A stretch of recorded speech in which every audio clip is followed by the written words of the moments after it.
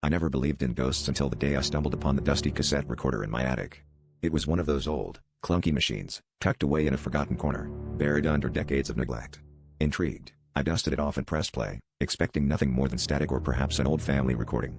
Instead, a voice I recognized as my late grandmother's started whispering secrets I had never heard, secrets about my family that made my skin crawl.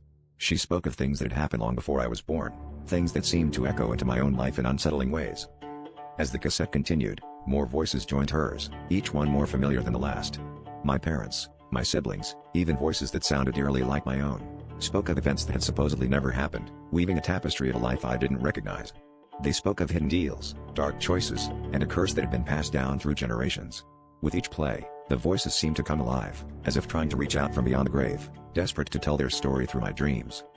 I tried to dismiss it, chalking it up to an overactive imagination, but the dreams persisted. Vivid, haunting nightmares where I stood in the shadows, watching the scenes from the tapes unfold.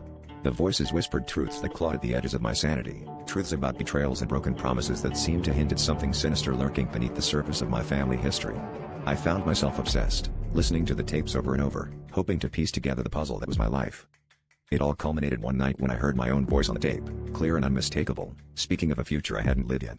It described a chilling event that would happen the following day, an event that would forever alter the course of my life.